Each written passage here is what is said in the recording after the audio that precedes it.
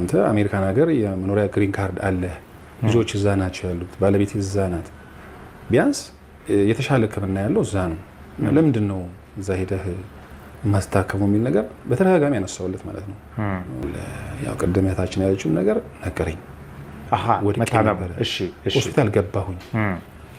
እኔ በዛ በህዝብ መሀል እንደዛ ነፃነት እንዳልተባልኩኝ ሰው ሁሉ ሰው በቃ በህዝብ መሀል የኖርኩት ሰውዬ እዛ ሆስፒታል ሆኜ አንድ ሰው መጥቶ አባከና የሚለኝ ሰው አጣሁኝ።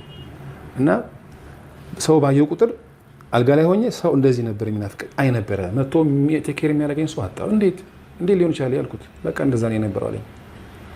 እና ሆስፒታል ብቻዬን ነበር የነበርኩት። ነርሶቹ ናቸው በጣም ዲሲፕሊን ናቸው፣ እነሱ የተንከባከቡኝ። እንዴት ይሆናል እዛ ባለቤት አለች አለ ሲል አይ ወንዴ ግድ የለህም እንደዛ አልነበረም የነበረው።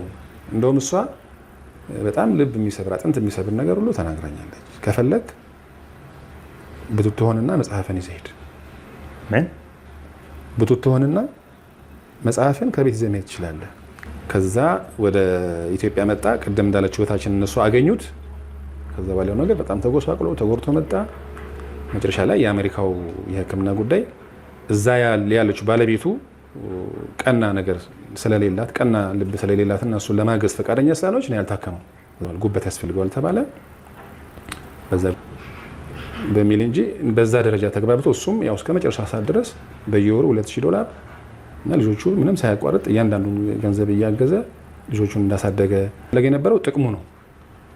ምን ማለት ነው ጥቅሙ? ማለት በቃ እሱ ከዚህ እንደውም የነገረኝ መጨረሻ ላይ የተግባቡትና የተማመኑት ከኢትዮጵያ እሱ እንዲኖር እሷ እዛ እንድትኖርና ልጆቹን ግን ሳያቋርጥ በየወሩ በፋይናንስ እንዲያግዝ